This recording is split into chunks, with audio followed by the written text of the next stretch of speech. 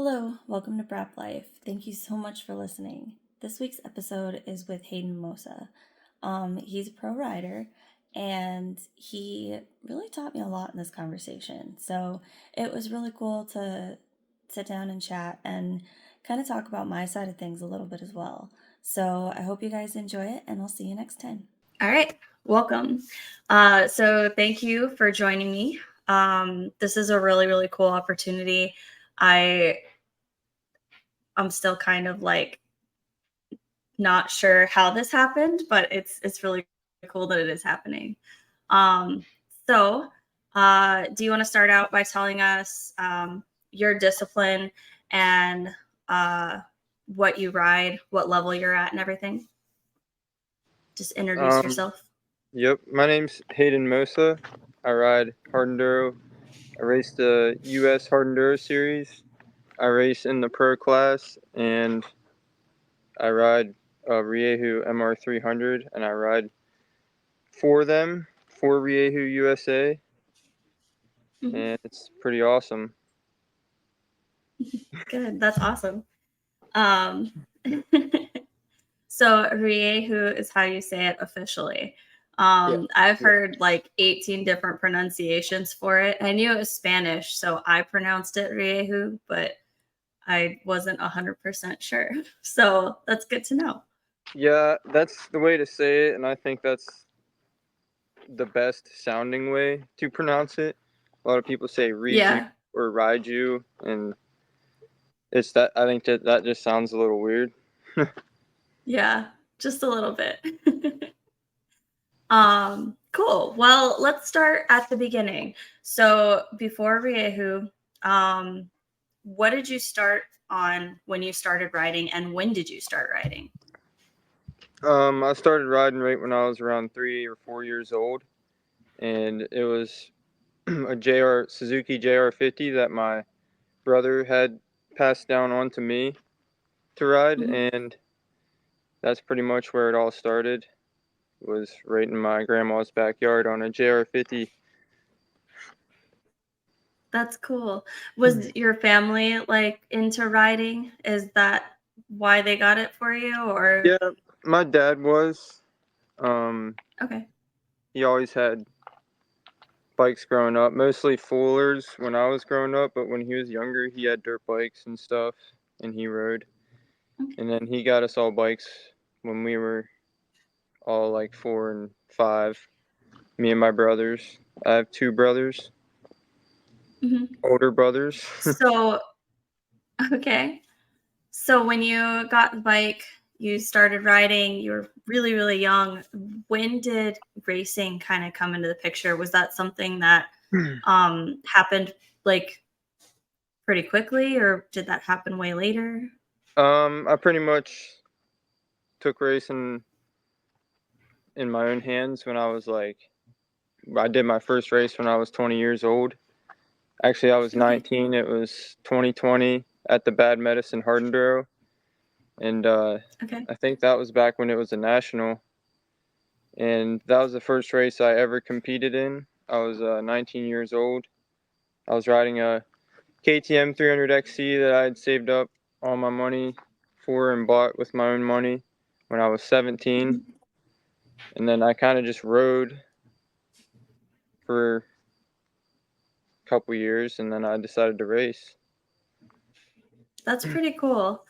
So, what made you choose hard enduro over like any other discipline? Well, woods riding is like the only type of riding that I ever had done growing up. Like, I never went to a track, never rode track or anything like that. So it's pretty much just playing around in the woods, like hitting hill climbs and stuff, wearing work boots and jeans and a helmet. So that's kind of where it all started. Okay. And like did you so you started riding really young, but as you got older, did you ever do any kind of formal training or have you done formal training since you started racing? Yes, I've started training with Quinn Wenzel. Um, Mhm. I met Quinn at Wellsville when I think I was 19. I might have been Mhm. 20. that's when I met Quinn, and one of my friends, Donnie Allborn, introduced me to him because Donnie knew I was a good rider and he knew Quinn, so he figured he'd introduce me to Quinn and we'd ride and stuff. So me and Quinn Mhm. just kind of started riding together, and I would show up pretty much every time he'd ask me to come ride, and I just thought it was awesome riding with him. When I first started riding with him, it was like Mhm. a big deal to me, and yeah, we'd go out sometimes like 3 days a week, and Yeah. one day he just asked me to go to a race with him. Actually, it was a trials event, and Mhm. I was like, yeah, he's the one who got me in the trials, and I got a trials bike, all all because of him. And then he took me to a trials event. It was in Saddleback. It was at Saddleback. I think in Kentucky is where that place is. I don't know if you've ever Mhm. heard of that, but did a trials event with him and stuff, and then that all went pretty well. And probably like a month later, he asked me to go to a hard enduro with him in Arkansas. It's JoJo Tooley's race that he puts on in Arkansas. Mhm. It's called the Mhm. Buffalo Riders Extreme Hard Enduro. Yeah. So I went down there with him, with Quinn, raced, had a good weekend. I think I got third place. That was coming straight off of a broken leg. Probably like 3 months prior to that, my tibia and fibula was broken, and I was just Oof. recovering from that. I think I got third. I got third, second in the prologue that weekend, and third in the main event. And yeah, Quinn asked me on the way back if I wanted to be his training partner and stuff, and I pretty much said yeah. So that's where that all started. That's really cool. That's pretty that's pretty awesome. You're just like introduced through a friend and then all of this has happened now. Yep, So that's awesome. it's a Um, pretty awesome. when you did those first couple hard enduros, were you pro class at that time or were you like A or The very first one I ever did was I went in C class, and I just rode like I had no idea what I was doing. I literally I had the worst gear. I had like desert riding gear, and I almost died because it was so hot that year. And that was in the prologue. And then the next day, I went out in like a cut off sleeve shirt and jeans because I didn't have anything else. And Oh my god. I think I ended up like winning the C class that day. I don't even remember because I didn't even stick around to see like what I got. But I went out and I completed a lap, and I was done. That's that's a really quick progression though to go from like starting in C class. I mean, yeah, you did well, but to now you're in pro and like what is that 2 years ago? Yeah, I did 3? one other race in between the Mhm. Arkansas race and the Bad Medicine race in 2020. The Arkansas race with Quinn was in 2022. It was at the end of 2022, and I did Tough Like Roar in 2021, and I Mhm. would say that was like the first race where I went there and like had like a little bit of training under my belt, riding with like good riders, and kind of knew what I was doing that time. And I went in the A class, signed Mhm. up for the A class, second race ever. There was two prologues that year, and I got seventh on the day, on the prologue day. Had to do two prologues. Didn't have to race the LCQ to get into the main. And then the next day on the main, I ended up in eighth or seventh again. I think it might have been eighth in the A class. And I think I was like way up in like second or third in the A class at one point, but I just couldn't reach the next checkpoint to like for it to count in scoring. And I was like Mhm. super stoked on how I did. My goal was to go there and get top 10 in A class, and it was my second race ever, and I did it. So I was like pumped on that. I think it was 30. That's incredible. I think I was 7th in A class and then 38th overall. I think that's what it was. That is absolutely incredible. Wow. Okay. So your progression has just been insane. Um, so after starting with Quinn, like how quickly has your progression been since then? Like, I mean, he's kind of an animal. I've seen some of his like videos that he's posted of training and stuff. He's insane. Yeah. So, When I first started training with Quinn, I mhm, had no like. I always had good skill. Obviously, mhm, my skills came quite a ways too, but mhm, the physical conditioning and stuff of being able to hold a pace, riding hard enduro takes extreme amounts of fitness. Like, yeah, you might have skill to ride through it, but if you can't hold a pace through it, then you're like toast. It drains you. yeah. Um, So, what's the biggest advice that you can give for like any kind of fitness? Like, is there a specific routine that you follow or something like if somebody's brand new wanting to go into hard enduro, what's your best advice for them? um, make it a point to, instead of just riding around and playing around, make it a point to like make a training loop like Mhm, out in your local spot or whatever, and mhm, do simulate motos and push yourself.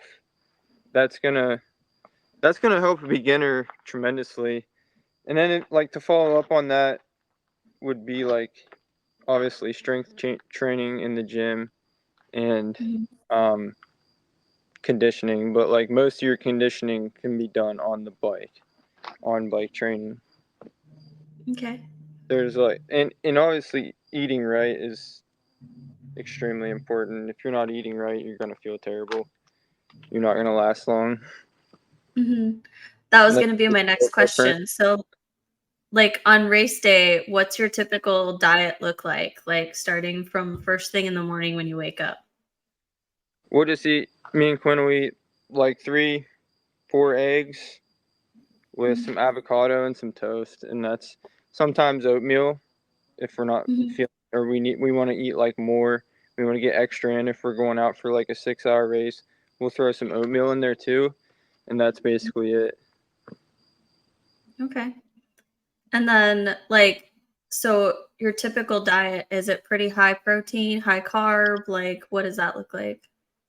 Um, a lot of if we're like really physical, I feel like we take in a lot more protein if we're being like really active. Mhm, But I don't know. Usually, like we'll slam out on some carbs once a week maybe, and then the rest of it's try to just like clean protein and like some vegetables and some rice. Like that's mainly what we try to eat. Sometimes, mhm. it doesn't always work out. Yeah. Yeah, no, I feel you there. I travel so much that, like, occasionally it's like the only option is McDonald's, and that's the worst thing in the world. Yeah, or even But like pizza or something like that's an easy one to get your hands on, but you try not to do that. yeah. Yeah, for sure. I've really changed the way that I've eaten in the last year and a half, and it's really made a difference on how I feel, how I ride, how I run, everything. So like the whole point of this question is just to kind of expose people to what different people do. Everybody's body's different. What you do is going to be a little bit different from what works best for my body. But sometimes people have no idea. They've never looked at nutrition and they're starting to get into racing or they want to get into it. And so these are things that they need to think about. So this the whole idea behind it is just to spark something for them.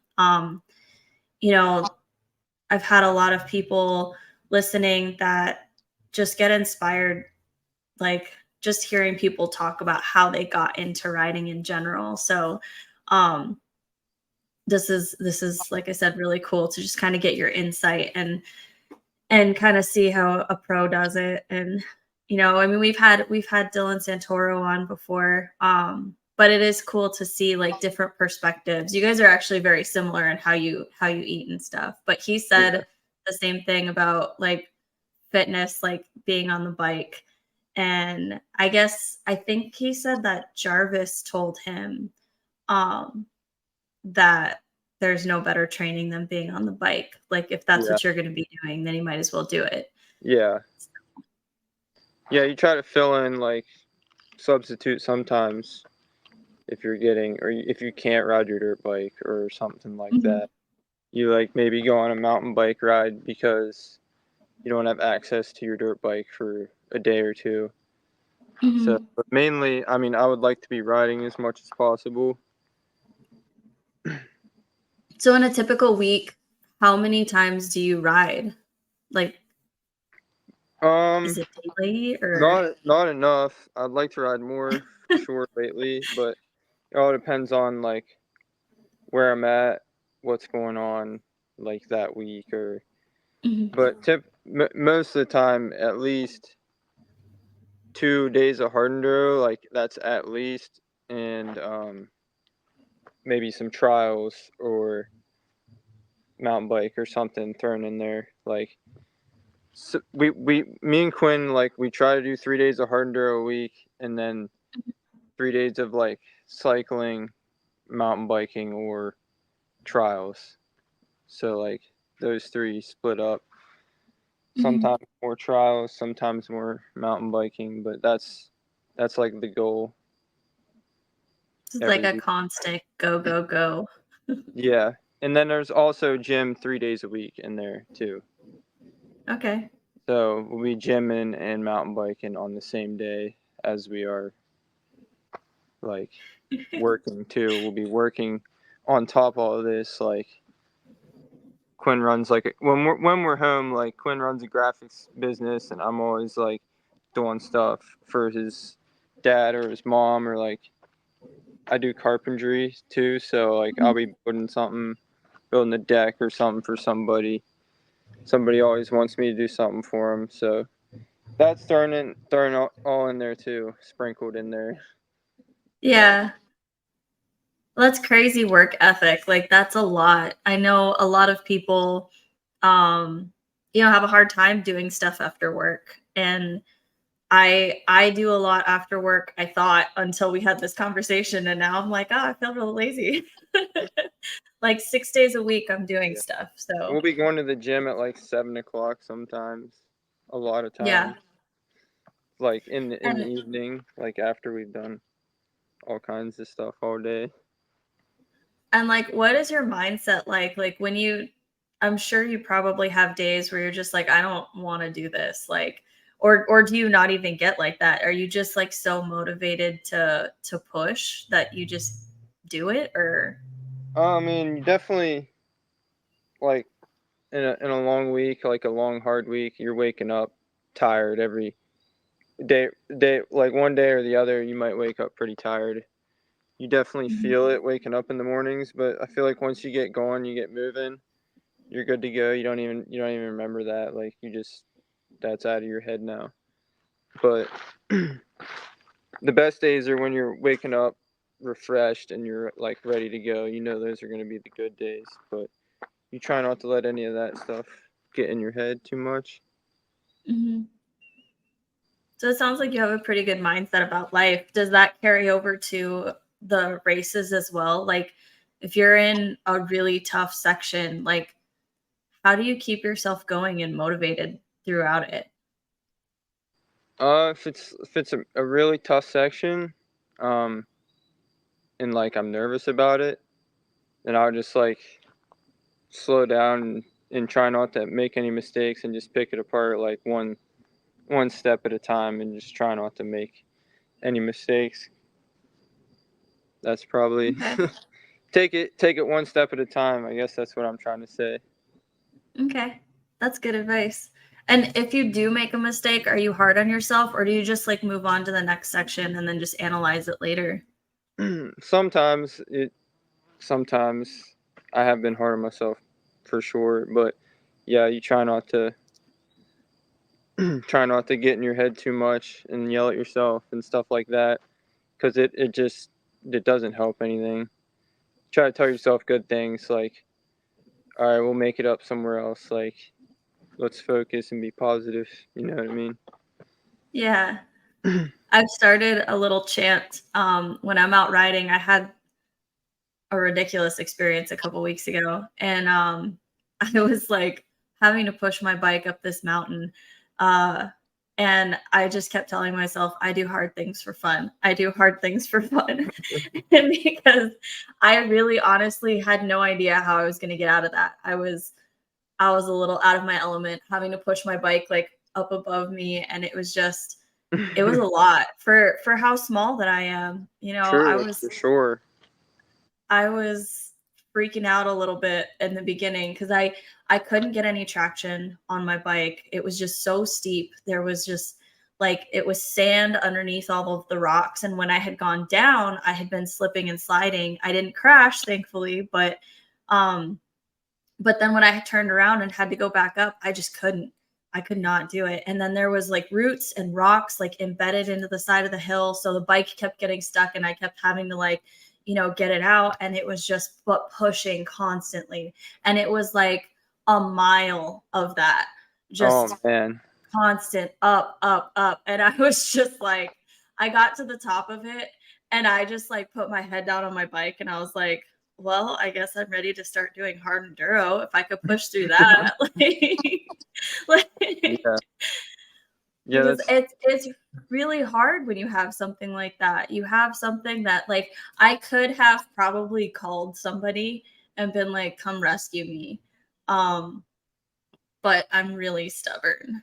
yeah. So Yeah, that's the last thing you want to do is call somebody to ride your bike out. That's for sure. yeah. I remember being like a kid and not so like big and strong and able to push dirt bikes and getting stuck somewhere and having to walk back and like get my dad or somebody, and that was the worst feeling ever. You just feel like you let the whole world down. Like, that's what I felt like as a kid anyways. I'd like wreck and break something. I'd just be walking back. The walk of shame. I haven't had to do quite that yet. I've had well, because most of the time I ride by myself, so most of the time I don't get myself into situations like that. But on the occasion that I do, I haven't actually had anybody need to ride my bike out in a while. So that's good. I usually can push it out of whatever I'm in. Hmm. I've gotten really good at pushing with this bike What kind because of bike I do you can't have? touch a Husqvarna TE 300 Pro. Oh, you got So that big bike. yep. Yep, and I just got it a couple months ago, so, like, it's a tall bike, and I'm not a tall person, so it's been a learning curve trying to figure out how to manipulate my body on the bike to be able to balance properly, to not fall over, like, I call it the boop, but that's my signature or it was my signature move for a bit where, like, every time I would stop, I just could not find somewhere to put my foot, and so I'd just, like, boop over. And like I was fine on the trail, but the second we stopped, I was just like death for me. Yeah, that's Um a big bike for it someone who's not it very is. tall. That's a big bike. Yeah.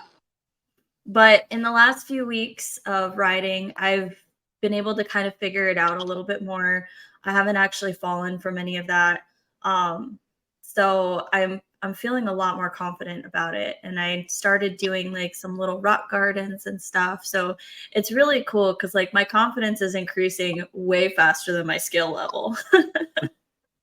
Yep, that's good. Yeah, it's gonna be pretty interesting being in this part of the world. So I'm in Tennessee for the next couple months. Um, So I have a lot of really cool places around here to ride, like Doe Mountain, Brushy Mountain, all the mountains pretty much. Hatfield Brushy's McCoy is awesome. not too far. Yeah. Yeah. I like Brushy. Brushy's pretty awesome. I've been there twice. I haven't been to any of those other places that you said though, Yeah. except for Brushy and Brown. Yeah. I haven't been to Brown yet. I need to make it before they close for winter, but um yeah, I want to experience as much different terrain as possible just because I do like doing hard things. I do like the fact that I'm comfortable on the bike now. I want to push myself and I want to learn how to ride in as much different stuff as I can. This year alone, I've ridden from Minnesota to California, um, Georgia, Maine, and then like down the East Coast. So I think I've ridden 12 or 13 states now. Um, and it's every state is different. Everywhere's different terrain. Even I thought Maine and Minnesota would be similar and they're not. And it's here in Tennessee is even a little bit different than North Carolina. Brushy is absolutely ridiculous when it rains.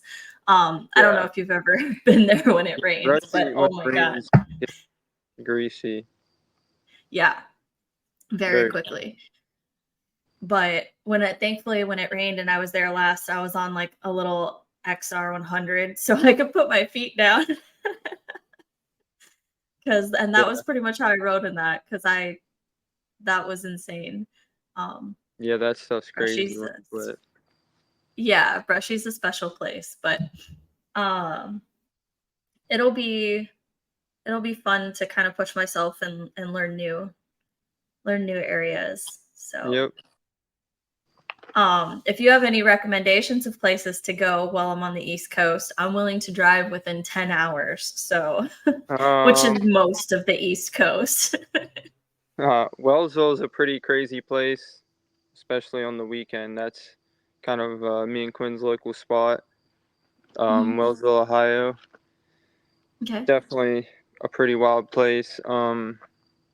It's probably one of the biggest rock. It's got one of the biggest rock gardens on the East Coast. It's pretty massive, so a lot of hill climbs, Okay. a lot of crazy people too. So just warn you there. There's like a lot of crazy rednecks out there slamming hill climbs on like three wheelers and stuff. So Oh my look out God. for that if you do go there. All right. Good to know. Good Um, to know. Other than that, I would suggest Brown Mountain in North Yeah. Carolina. It's a Okay. pretty awesome spot. I'm definitely going to have to check it out. People keep telling me Brown. So, You're right down there in like all the good spots. So yeah. Yeah, I think that I'm pretty centrally located, and so there's a lot of good riding around here. So I might have to extend my contract out and stay out a little bit longer than 3 months. I don't know if I'll have time to hit everything, but yeah. so out of all of the races that you've done so far for hard enduro, what was your favorite race this year? Um, probably King of Motos. I don't know why. That one just was fun for me. Interesting. Yeah, that was a fun race. The GPS like throwing in the GPS makes it like a completely different race almost. It's pretty Mhm. cool. I liked that.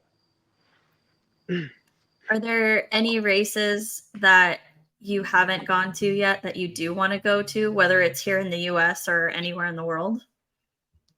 Um, I've pretty much done all the ones here in the U.S. After this Okay. year. I haven't raced Hawaii, but I've been there, and I got Mhm. this. I got to. I was Quinn's mechanic that year. That was 2023. Um, Mhm. but yeah, technically, I've done almost every other race on in the U.S. So in the hard enduro circuit, Mhm. my favorite, or I'd say the one I'd probably like to go do the most would probably be like Romaniacs or something like that. That would probably be like up there with one of the top races that I'd like to go do one day maybe. It's a lot of money to do those races overseas. Yeah, for But sure. that would be really cool to see you over there. I have a friend who went and did it this year. He did, I think it's like the iron class. And he had a lot of fun with it. He's trying to go back next year to do bronze. And it was really, really cool to hear him recap everything. It seems really awesome. And I want to go to just watch it. I know my skill level is nowhere near what it would need to be to go somewhere like that, but I can watch. Yep. Yeah, if I ever went over there, I'd want to be like placing a lot better than I am here now. So if I was getting Mhm. like fifth and like fourth place, like top fives, I'd say like, okay, let's maybe take a shot and go over there. So Mhm. if one day I ever achieve that level, then I would probably say, all right, it'd probably be worth it for me to go over there. So like next year. Yeah, we'll see. I'm gonna have to start working harder. That's for sure. Even Well, it harder. sounds like you do a lot. So you're definitely working towards it. And I mean, seeing you ride this year, I mean, I've only been following your riding since April when that was the first hard enduro I had been to. Um, but it's been really cool to see you, and I've seen an improvement in your riding since April. So it'll be really cool to see kind of how next year goes. Yep, yep. It's definitely exciting to see what happens here for sure. Yeah. So you focus on training a lot, you don't have a lot of time. Do you ever just go out and just ride with your buddies anymore, or is that just like a thing of the past for now? Um, well, I'd say riding with my buddies now is when I get to ride with like riding with Quinn. We mainly just got and do motos and train, but like Mhm. no, most of my buddies don't ride anymore. So like my Oh, buddies from back in the day, no, they don't ride. So riding with my buddies now is like going out with like Ryder, Quinn, and like maybe James Flynn or somebody else. Like that's riding with my buddies now. That stuff's fun. when you go out with them, do you guys just like constantly try and show each other up? Not really. I mean, probably yeah, pretty much, but like that's not really what's going on. We're just having fun. Yeah. Well, that's good. That's important to, We're not you really like, know, oh, I'm gonna show you up. But I mean, I guess that's if that's how you look at it, then yeah, we're yeah. like Well, having I think it's like doing cool stuff. yeah. Yeah. Being able to do cool stuff and like have fun with it is I guess kind of what I'm saying, but um like yeah, having fun is like the most important thing, I think. Like that's why most of us got into riding, whether it's just trail riding or racing or whatever. We had fun at some point, and so to not lose that, that helps you keep your passion. And I've talked to some top riders in the past that do lose that and that do lose why they started in the first place because it becomes so competitive all the time. Yeah, So it's cool to hear that you still have fun with it. yeah. If you're not in it and you're to have fun and you're not having fun, then why are you even doing it? So Yeah, exactly. definitely don't do it if you're not having fun, because Yeah, you're gonna struggle. Things are gonna like you gotta have fun. definitely. Definitely. It might be type 2 fun where you're not having fun in the moment and it's like later you're thinking about it and you're like, "Oh, okay. Yeah, that was pretty fun." Yep. But it's still got to be fun at some point. I think that was pretty much all of the questions that I had for you. Um Trying to think if there was anything else. I don't think so. So, yeah, did you have anything for me? Um, I just maybe a little bit. You kind of told me a little bit about it already, I think, but I was just Mhm. curious of to why you come to all the events. I know you like to watch, but Mhm. isn't there some other reason too? Is that So I was at the first event because I was working. I worked Brushy. So Battle of the Goats, I worked it, and that was my first exposure to US hard enduro.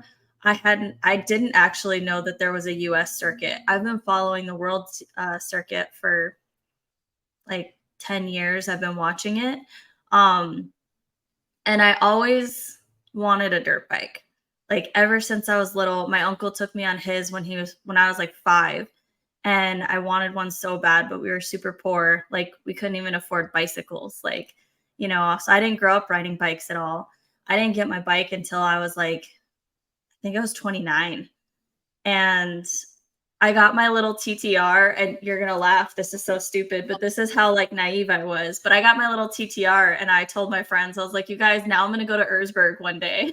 Like, but that was the thing. I was like, this is the beginning of something for me. But my first couple years, I only got like 4 hours of seat time a year because I was in school full time and I worked full time, and I was married at the time and like running a household and all of that.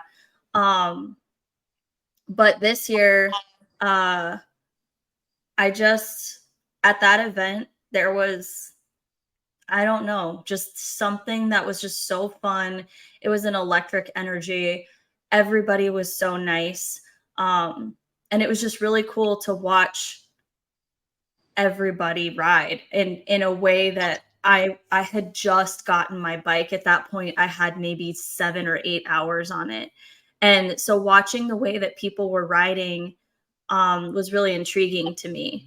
And just seeing everybody from the AMs all the way up to pro was incredible. And so that was when I decided to try to go to the second event, because I was like, well, like it'd be really cool to see that again. And I have a little bit of disposable income. I can do it. So why not? I didn't realize that US hard enduro is not really a spectator thing.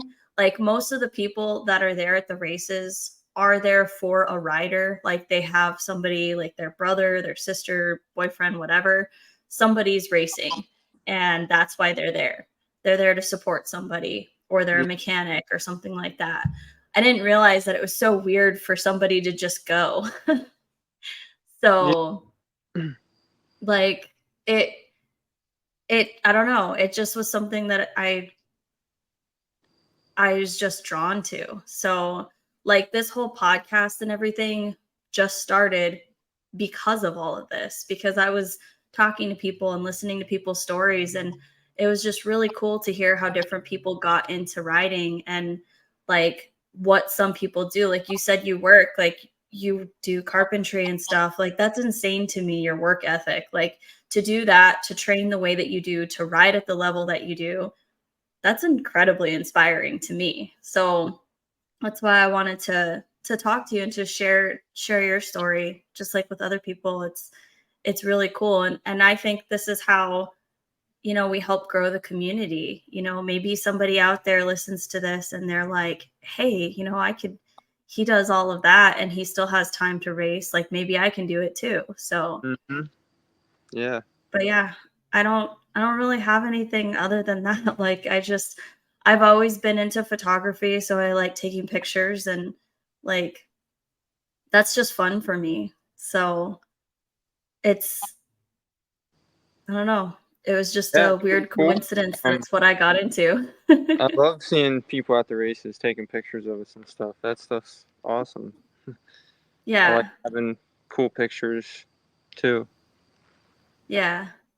Yeah, I think it's awesome, especially like if you can capture a moment. And, I've had a couple people I've sent pictures to, and they're like, oh my God, I was totally struggling in that spot. But you can't see it. You just see like the cool wheelie, even if it's not maybe something that was planned, you Yeah. know, it's still a cool moment to capture. So I think that that's awesome. And that's really it. I mean, I do want to race hard enduro one day. Um and if I listen to everybody, I'll be racing TKO next year apparently, but we'll see. um but I just love being around it. The whole hard enduro community has been really welcoming. It's been really cool to just be able to talk to people and have like meet the pros like you and have you just be normal and so approachable, somebody you can talk to. I've been Yep. around other disciplines before, and the pros in those disciplines aren't always like that. Sometimes they're very standoffish and it's like, oh, okay, cool. So Yeah. Yeah. Hard enduro is pretty unique. Everybody seems to get along, and we all pretty much goof around and with each other and play tricks on each other and stuff. So pretty fun. yeah, the fact that you were saying that the guys that you go out and ride with and that you have fun with are like some of your competitors, like that doesn't happen in other sports. Yeah. And I Yeah. think that that's really Those cool. guys are my buddies. So Yeah, I think it's awesome. I think it's there. It says something about, making a bond with the people that you essentially suffer with. I think that's really cool. yep. Yeah, you're out there in the middle of nowhere, and it's just you and that that guy. You don't want to be on on his bad side, really. I mean, in my opinion, I'd rather be on Yeah, their good side. If I yeah, get, for sure. you know, Yeah. sometimes it's just you and one other rider for 5 hours. Sometimes. That's pretty incredible. So you get to kind of know somebody through suffering like that. I said like, but I mean, you guys end up like pushing each other, motivating each other. I think that's a cool bond that you can have with those guys. That's something that a lot of people don't get in their lifetime, is to do hard things like that with people. Yep. Cool. Well, did you have any other questions for me? Not really. I don't have many questions. I'm kind of a quiet guy. I really don't say too much until you like really. It takes some time for me. I guess that's just the way I Mhm. work. So Yeah. I'm acting pretty shy right now. I can tell. So that's just how I am. I don't know why. It seems to be a thing with dirt bike riders. There's a lot of you guys that are pretty shy, but I mean, I think that's also kind of, you know, you ride your bike and you have to ride your bike by yourself. You're not, nobody else is right there with you. Like there are other sports and they're all team sports, and that's cool and everything. But I think dirt biking kind of works out pretty well for people who are more introverted. Yeah, Like, I just know a it kind probably of a doesn't seem like it. Yeah, yeah. one track Go mind, ahead. just like focused Uh-huh. on one thing. Don't Yeah. really ask much questions, and you just kind of stick to yourself. That's kind of what I Yeah. do. Yep. I know it seems like I'm really extroverted, but I'm really only extroverted around like the people in this like hard enduro world.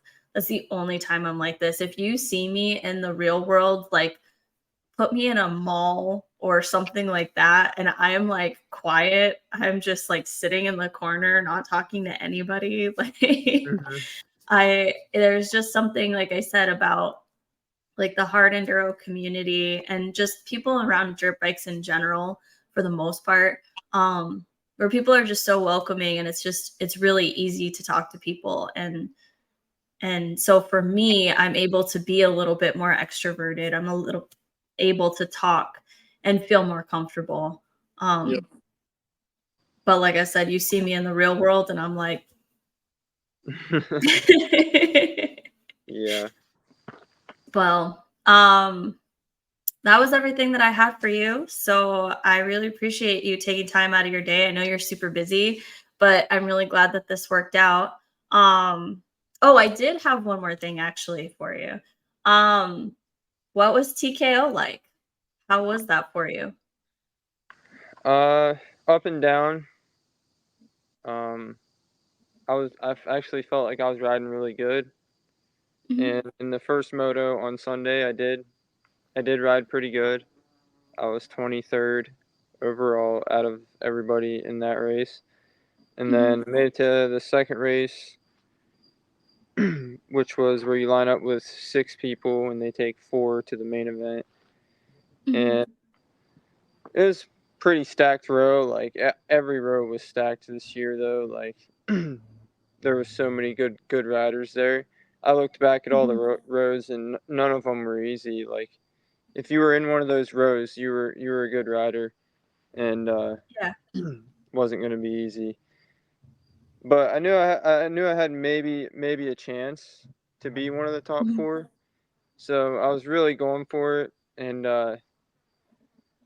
ended up. I think I was just going a little too fast for my capabilities. Ended up whacking my head on like a overhead tree, and that Mm-hmm. that screwed me up for like probably 10 minutes. I was like, a little dizzy still. Couldn't quite stay on the trail. Couldn't like just quite focus on what I was doing Yeah. for probably 10 minutes, 15 minutes, and snapped out of it there towards the end and pushed to the end of the race. I got fifth in my row, but wasn't quite enough to catch fourth place after smacking my head off that tree. So that was pretty much it for my TKO weekend right there.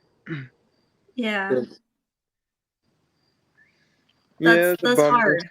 Yeah, I really wanted to make it this year. I knew it wasn't gonna be easy. Yeah. Do you mind sharing who was in your row, if you remember? Um, Shoot, I don't think I remember everybody. I know it was Jaden Danners. I think that's his last Okay. name. Cooper Abbott. Um, Ashton Brightmore Mm-hmm. in there. Um, who's the other guy? Was Ashburn in your row? No, it wasn't Jordan Ashburn, Oh, okay. but Will Riordan. Will was in there, and I want to say maybe Tristan. I think Tristan was in Okay. my. Can't remember that last guy. It was one of the super good guys. Like, Yeah. Well, that's like you said, it's a stacked row.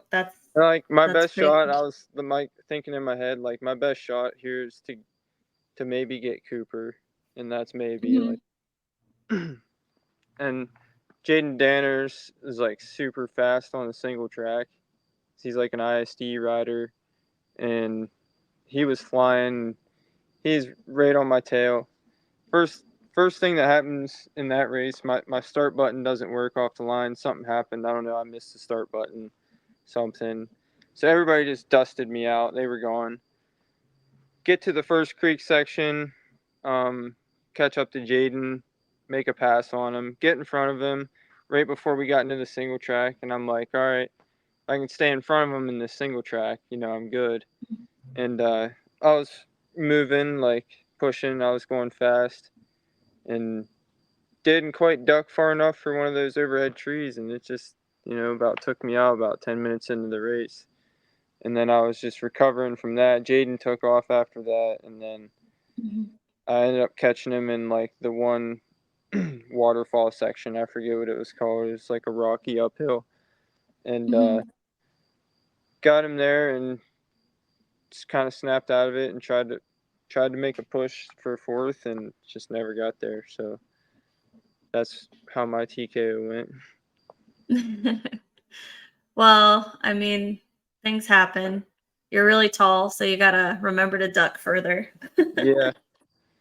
Yep. I don't have those problems. Mhm. So I literally went to a cave the other day and they were like, everybody hits their head on this. And I didn't even have to duck. It was like up here. I was like, yeah, I'm not gonna have that problem. So, but that really sucks. But you know, next year, you know, I think Yeah. that next year is going to be really cool to watch you. Like I said, I watched your progression this year, and just in the 4 months that I've been watching you, you've progressed, in my opinion, quite a bit. You looked a lot smoother riding at TKO than you have at some of the other races. So I thought that was pretty cool. Mhm. Um, So it'll be really interesting to see all the stuff that you do going forward. Yep. So, Yep. Just try to keep getting better mhm. and just believe in that. Just believe that you can always get better, and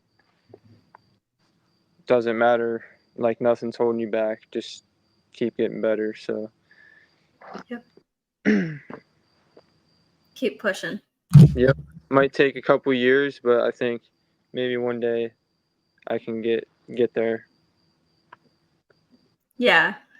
Yeah, I was told it would take me a few years before I could even think about doing a hard enduro. And now it's been 4 months and now I'm debating doing it. So sometimes you surprise yourself and you progress faster than you think you will. So Yep. I think as long as you have a positive mindset, and it sounds like you do, then, I mean, it's limitless, right? Yep. Sure is. I love it. I love it. Well, cool. Well, I will let you get back to your training and everything. I, again, really appreciate you taking the time. This was really cool. And I don't know. I guess I'll see you at the hard enduro there in Ohio. You coming to the lightning strikes? I think so. Yeah. Okay. I'll see you there. All right. Sounds good. Have a good one. Yep. You too.